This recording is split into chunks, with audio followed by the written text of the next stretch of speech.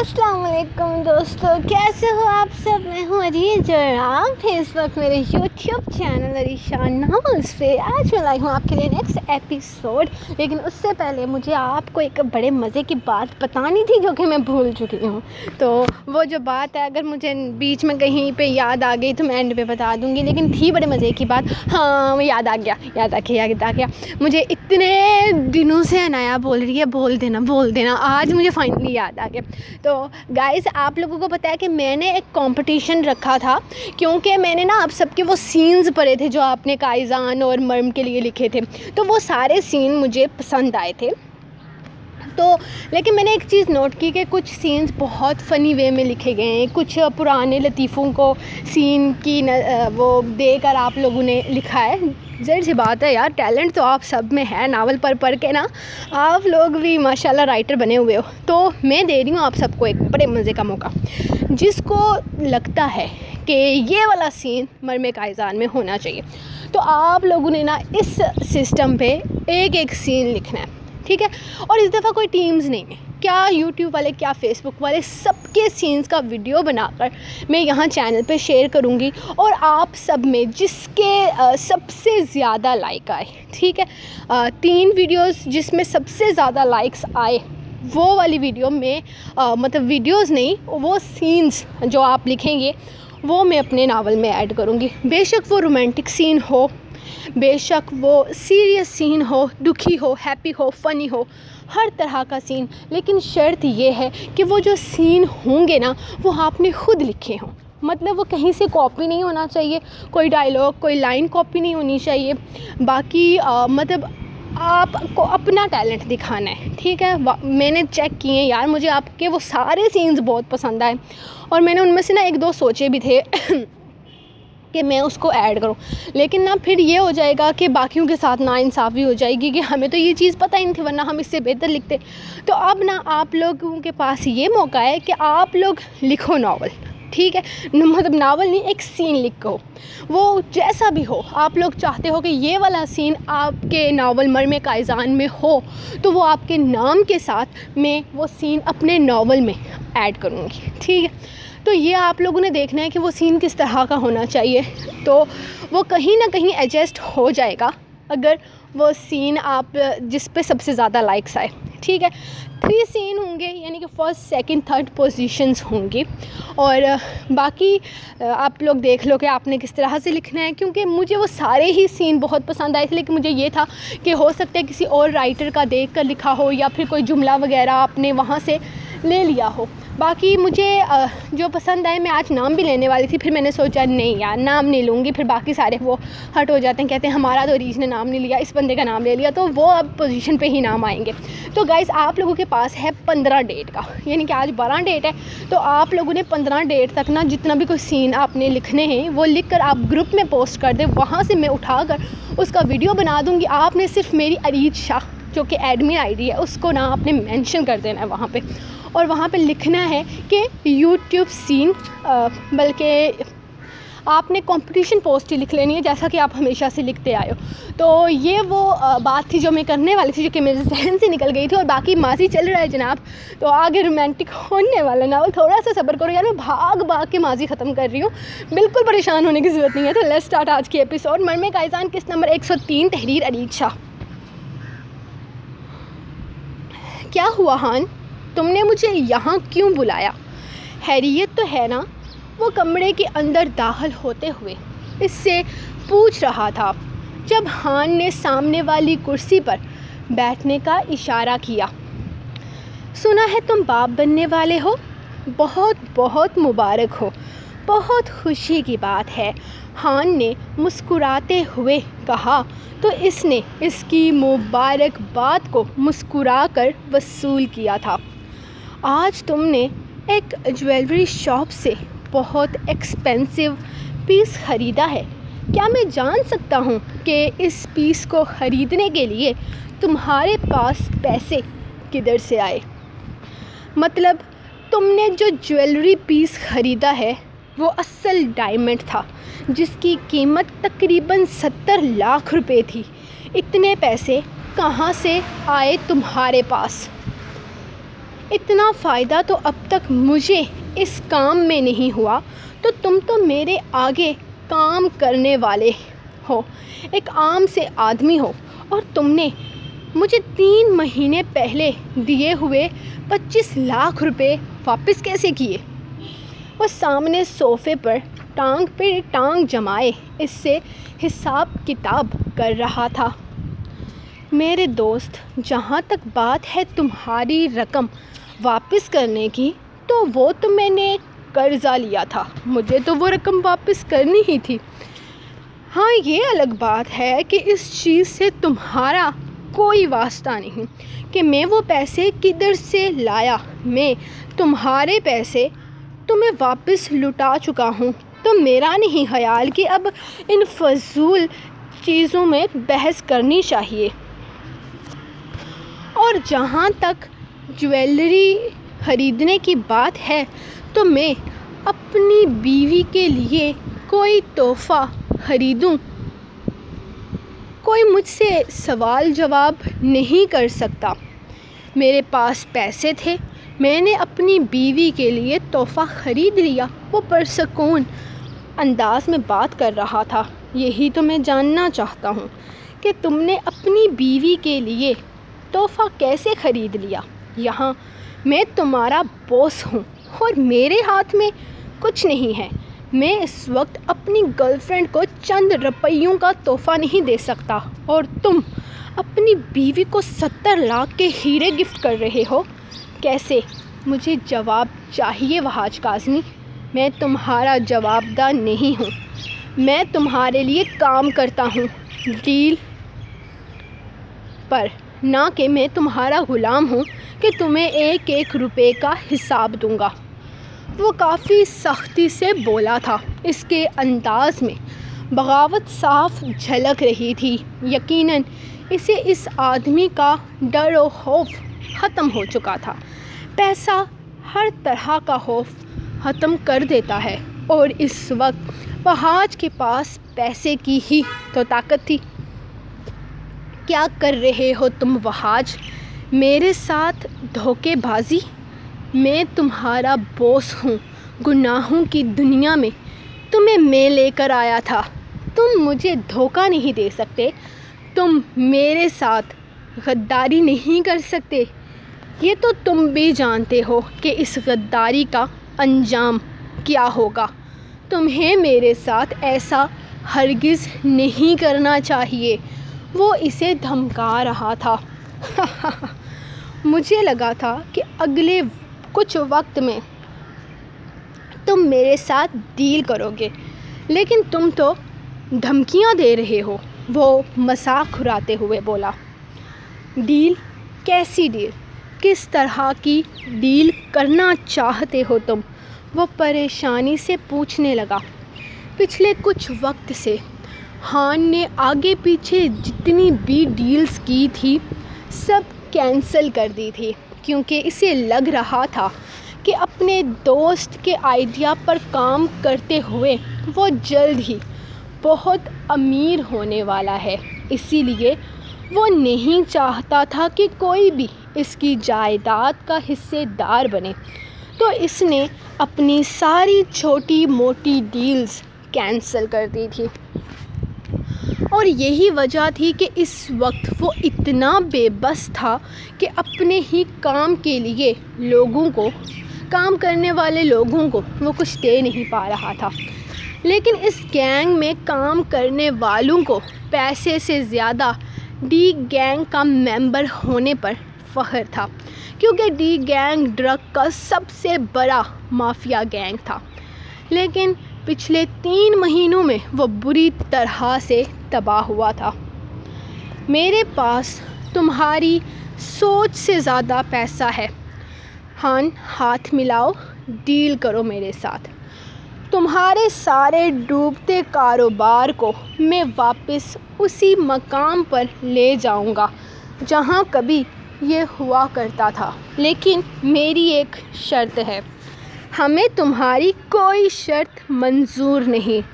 2 ٹکے کے چور، تمہاری اوقات ہے کہ تم ہم سے اس طرح کی بات کر رہے ہو؟ تمہاری اتنی اوقات نہیں کہ تم ہمارے سامنے بیٹھ سکو۔ ڈاکٹر نعیم غصے سے گھرایا تھا۔ اس کا ایٹیٹیوڈ اسے بہت برا لگ رہا تھا۔ یہاں اس کے مالک ہو کر وہ ہاتھ پہ ہاتھ رکھے اپنے مافیا گینگ میں کچھ بہتر ہونے کا انتظار کر رہے تھے، اور وہ ان کا غلام ہو کر بادشاہوں جیسی زندگی گزار رہا تھا۔ یہی چیز تو نعیم کو اندر تک ہلا کر رکھ گئی تھی۔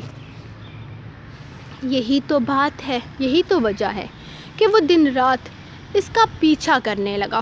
وہ کب کہاں کیا کرتا ہے اسے ایک ایک لمحے کی خبر تھی۔ خاموش ہو جاؤ نعیم، بتاؤ کیا شرط ہے تمہاری؟ میرے گینگ کو واپس کھڑا کرنے کے لیے مجھے کیا کرنا ہوگا؟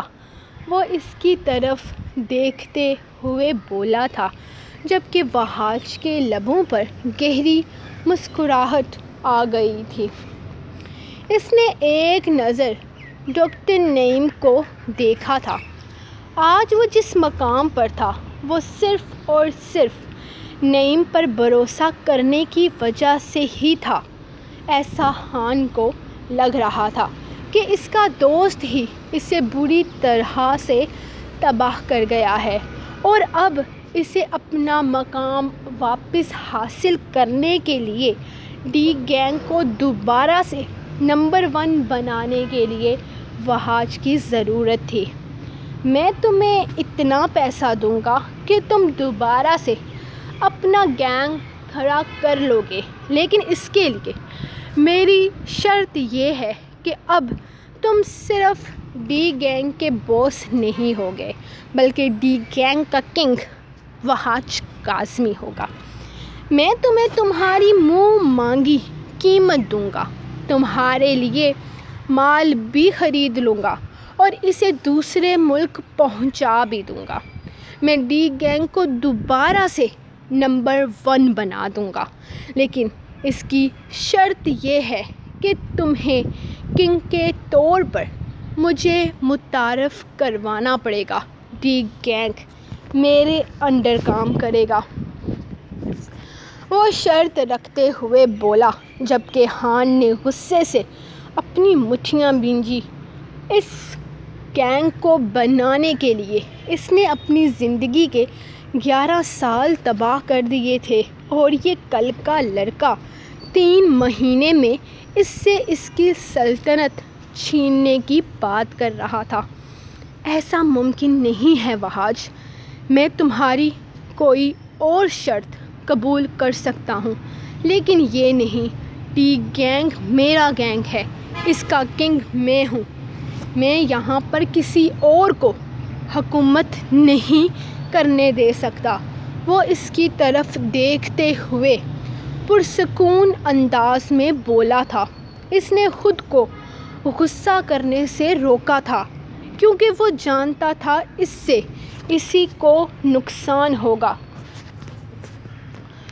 تو ٹھیک ہے خان، جب تم اس چیز کے لیے راضی ہو جاؤ گے تب مجھے بلا لینا، کیونکہ میری یہی شرط ہے۔ اگر تم چاہتے ہو کہ ڈی گینگ ایک بار پھر سے ڈرگ مافیا کا نمبر 1 گینگ بن جائے تو تمہیں میری شرط ماننی پڑے گی۔ وہ اتنا کہہ کر اٹھ کر وہاں سے جا چکا تھا۔ یہ کیا کر رہی ہو تم؟ میں نے تمہیں کتنی دفعہ کہا ہے کہ گھر کے چھوٹے موٹے کام کرنے کے لیے ملازمہ ہیں یہاں پر۔ تمہیں کیا ضرورت پڑی ہے بیڈ سے اٹھنے کی؟ وہ گھر کے اندر داخل ہوا تو اسے صوفے کے سامنے رکھے ٹیبل کو صاف کرتے دیکھ کر بھڑک اٹھا۔ ارے وحاج، میں بیٹھے ہوئے اکتا جاتی ہوں۔ آپ کو پتہ ہے نا، یہ سب میرے لیے آسان نہیں ہے۔ ابھی تو میری پریگننسی کو 1 مہینہ بھی نہیں ہوا، اور آپ نے مجھے بستر پر بٹھا دیا ہے۔ اگر یہی سب کچھ چلتا رہا تو 9 مہینے تک میں زندگی سے ہی بیزار ہو جاؤں گی۔ آپ کو پتہ ہے مجھے اس طرح فارغ بیٹھنے کی عادت نہیں ہے۔ اس کے غصے پر وہ اسے سمجھاتے ہوئے کہنے لگی، تمہاری یہی حرکتیں مجھے پسند نہیں ہیں سرتاج۔ تمہیں سمجھ میں کیوں نہیں آتا میں اپنے بچے پر کسی طرح کا رسک نہیں لے سکتا؟ تمہیں اس کا خیال رکھنا چاہیے، لیکن تمہیں عادت ہے فضول مڈل کلاس عورتوں کی طرح ہر وقت جھاڑو ہاتھ میں رکھنے کی۔ یہ ان ملازموں کو مفت کی روٹیاں توڑنے کے لیے نہیں رکھا ہوا ہے، میں نے تمہارا خیال رکھنے کے لیے رکھا ہے۔ اگر یہ تمہارا خیال نہیں رکھ سکتے تو یہ یہاں ہیں ہی کیوں؟ اب اگر میں نے تمہیں یہ سارے کام کرتے دیکھا نا تو ان سب کو نوکری سے فارغ کر دوں گا۔ جائیں پھر جہاں سے نوکری ملتی ہے وہاں جا کر اپنا کام کریں مفت ہورے۔ میرے گھر میں ان کے لیے کوئی جگہ نہیں ہوگی۔ میں نے انہیں یہاں تمہارا خیال رکھنے کے لیے رکھا ہے اور یہ سارے کھڑے ہو کر تماشا دیکھتے ہیں۔ وہ غصے سے ملازموں کو گھورتے ہوئے بولا، اور تم میری بات کان کھول کر سن لو، میں اپنے بیٹے پر کسی طرح کا رسک نہیں لے سکتا۔ میرے بچے کا خیال رکھو تو ہی تمہارے حق میں بہتر ہوگا۔ مجھے میرا بچہ صحیح سلامت اس دنیا میں چاہیے، یہ بات یاد رکھنا۔ وہ میری سلطنت کا ہونے والا راجا ہے اور میں اپنی سلطنت کے وراثت پر تمہاری کسی طرح کی غلطی برداشت نہیں کروں گا۔ یہ نہ ہو کہ میں یہ بھول جاؤں کہ میں تم سے کتنی محبت کرتا ہوں۔ تو تمہارے حق میں بہتر یہی ہے کہ تم اپنا خیال رکھو۔ مجھے میرا بچہ صحیح سلامت چاہیے۔ وہ بہت سختی سے بات کر رہا تھا۔ سرتاج نوٹ کر رہی تھی کہ وہ اپنے بچے کو لے کر ضرورت سے زیادہ ٹچی ہو رہا ہے۔ اس وقت اسے اپنی بیوی کی نہیں بلکہ صرف اور صرف اپنے ہونے والے بچے کی پرواہ تھی۔ وہ اس بات سے کوئی مطلب ہی نہیں رکھ رہا تھا کہ سرتاج اس وقت کیسا محسوس کر رہی ہے، وہ کیا سوچتی ہے، اپنے بچے کو لے کر اس کی کیا فیلنگز ہیں۔ اسے کسی چیز سے مطلب ہی نہیں تھا۔ اسے صرف اور صرف اپنے ہونے والے بچے سے مطلب تھا، اور یہی چیز کہیں نہ کہیں سرتاج کو ڈرا رہی تھی۔ تم نے مجھے یہاں کیوں بلایا عبداللہ؟ سب کچھ ٹھیک تو ہے نا؟ عبداللہ کے بلاوے پر وہ اس سے ملنے کے لیے آ گیا تھا۔ میرے سننے میں آیا ہے کہ تم خان کے ساتھ کوئی ڈیل کرنے کی کوشش کی ہے۔ کیا تم مجھے اس بارے میں کچھ بتانا چاہو گے؟ وہ اسے سامنے بیٹھنے کا اشارہ کرتے ہوئے پوچھنے لگا، تم مجھ پر نظر رکھ رہے ہو؟ وہ شکی انداز میں پوچھنے لگا، مجھے بس یہ بتاؤ کہ تمہیں ڈی گینگ کا کنگ کیوں بننا ہے؟ آخر ڈی گینگ میں ہے ہی کیا؟ اس وقت وہ زیرو پر ہے اور تم اس کے لیے ڈیلنگ کر رہے ہو، جبکہ تم جانتے ہو کہ ڈی گینگ اس وقت کچھ بھی نہیں ہے۔ ہاں یہ سچ ہے کہ ڈی گینگ اس وقت زیرو ہے، لیکن میں پھر بھی ڈی گینگ کا کنگ بننا چاہتا ہوں، کیونکہ خان نے کہا ہے کہ میری اوقات نہیں ہے اس گینگ میں شامل ہونے کی، اور اسی دن میں نے فیصلہ کر لیا تھا کہ میں خان کو اسی کے گینگ کا کنگ بن کر دکھاؤں گا۔ ڈرگ مافیا کا سب سے بڑا گینگ ڈی گینگ ہے، اور میں ڈی گینگ میں شامل ہونے کے لیے پہلے ہی بہت کچھ کر چکا ہوں۔ اس وقت میری زندگی کا ایک مقصد ہے کہ میں کسی بھی طرح ڈی گینگ کا کنگ بن سکوں، اور مجھے ڈی گینگ کا کنگ بننے سے اب کوئی بھی نہیں روک سکتا۔ ہان میرے ساتھ ڈیل کرے گا اور ضرور کرے گا، وہ پورے یقین سے بول رہا تھا۔ اور ہماری ڈیل کا کیا؟ تم شاید بھول رہے ہو کہ تم اس وقت میرے پارٹنر ہو۔ عبداللہ نے اسے یاد کروانا چاہا تھا۔ ڈی گینگ کا کنگ بننے کے بعد میں تمہیں چھوڑوں گا نہیں، فکر مت کرو، میں ڈی گینگ کا کنگ بننے کے بعد بھی تمہیں وہاں نوکری پر ضرور رکھوں گا، تم میرے سب سے خاص آدمی رہو گے۔ وہ مسکرا کر کہتے ہوئے وہاں سے اٹھا تھا، جبکہ عبداللہ غصے سے اسے دیکھتا رہا تھا۔ شاید وہ بھول گیا تھا کہ ڈی گینگ میں شامل ہونے کا وہ کوئی ارادہ نہیں رکھتا تھا۔ وہ خود ایک گینگ کا کنگ تھا۔ ہاں یہ بات الگ تھی کہ اس کا گینگ ڈی گینگ کی طرح ڈرگ مافیا میں فیمس نہیں تھا، لیکن پھر بھی وہ خود ایک کنگ تھا اور اسے منظور نہ تھا اپنی بادشاہی چھوڑ کر غلام بننا۔ مجھے تمہاری ڈیل منظور ہے، میں تمہیں ڈی گینگ کا کنگ بنانے کے لیے تیار ہوں، لیکن اس کے لیے تمہیں ڈی گینگ کو دوبارہ سے منزل عام پر لانا ہوگا، اور اس کے لیے ہمیں آج رات تک ہی ایک عورت لا کر دینی پڑے گی جس کو ہم یہاں سے بھیج سکیں۔ وہ اس کی طرف دیکھتے ہوئے بولا تھا، جس پر وہ پرسکون انداز میں مسکرایا تھا۔ اس کے پاس اس وقت بھی 2 لڑکیاں موجود تھیں۔ ابھی کل ہی تو اس نے عبداللہ کو اس کے بارے میں بتایا تھا اور ان کی ساری انفارمیشن بھی دے چکا تھا، یہاں تک کہ ان کا میڈیکل ٹیسٹ بھی ہو چکا تھا، اور آج ہی ان دونوں لڑکیوں کا آپریشن ہونے والا تھا اور ایک لڑکی کو یہاں آسانی سے بلوا سکتا تھا۔